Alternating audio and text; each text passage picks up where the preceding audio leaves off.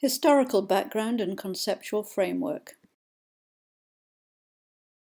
Hello to my old urban health colleagues. So what is the problem that this panel is being asked to address? In my presentation, I'm going to refer to broad patterns, and I'll be referring to low and middle income countries and urban poor populations in particular. Firstly, natural increase contributes more to urbanisation than rural-urban migration. So the role of family planning in population growth, in addition to its role in health, education, etc., is important. Secondly, aggregate fertility is lower in urban compared to rural areas, but intra-urban differentials show us that the urban poor have a great unmet family planning, i.e. contraceptive, need.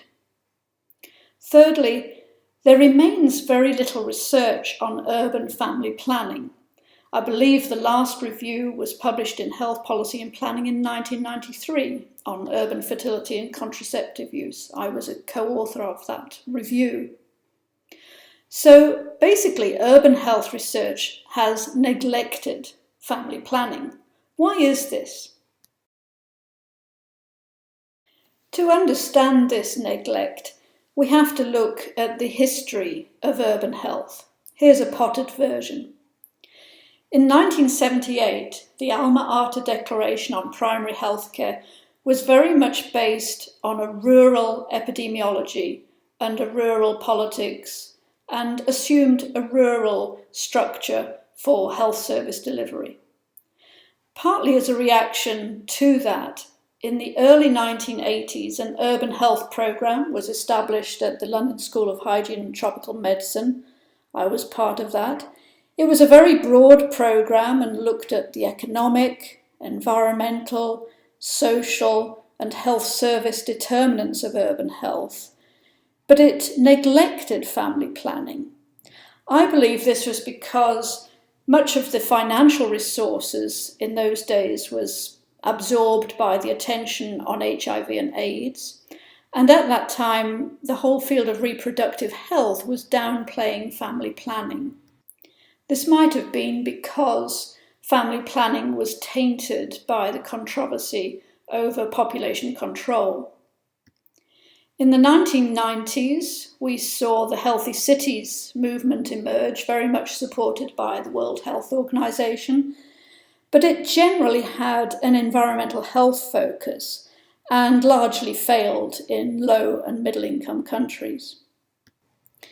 In the 2000s, we've seen the birth of the International Society for Urban Health, that was in 2002, an acknowledgement of the multi-sectoral nature of urban health, for example, in health in all policies. We've seen added attention paid to urban governance and urban inequities. However, the urban development community still largely ignores health. For example, look at the new urban agenda and the absence of health issues. Staying with this historical look at urban health, recent research has suggested that urban health has failed to become a global political priority because of 6 reasons. The first 3 are to do with what's out there, and the last 3 are to do with us, the urban health community. Firstly, we still have to compete with a development agenda which is dominated by a rural focus, this so-called urban advantage that was first written about in 1977 by Michael Lipton, the development economist who wrote about the urban bias. It's amazing to me that we still have to fight this bias. We still have to beat the same old drums that we did so many years ago. Secondly, we still suffer from limited data, especially disaggregated data which sheds light upon intra-urban differentials and even intra-slum differentials. There's an urgent need for institutions like the demographic and health surveys to add more urban data. Thirdly, we lack evidence about cost-effective interventions for improving urban health. Fourthly, and this one hurts, the research found that the urban health community has ineffective governance. Basically, we suffer the challenges of multi-sector work, and we have a research community and research outputs that are not largely linked to interventions nor global advocacy. Fifthly, the research found that we as an urban health community suffer from a lack of cohesion, largely because we're so multidisciplinarity. And finally, the research found that we have been largely unsuccessful in the framing of our issues. We've failed to dispel the myths of this so-called urban advantage, the fact that the urban poor are still regarded in some places as dangerous and or invisible, the fact that many people, when you talk about urban, think you mean megacities, and the fact that there are some people who believe that if you focus on urban development, you'll increase rural to urban migration and therefore make the problem even worse. This research was done by Shora and Crane in 2017 and was published in Health Policy and Planning. We also have to deal with a great level of complexity. We deal with multi-levels, particularly those tensions between municipal and national levels, the local and central levels. We deal with multi-sectors, and consequently we have to be multidisciplinary.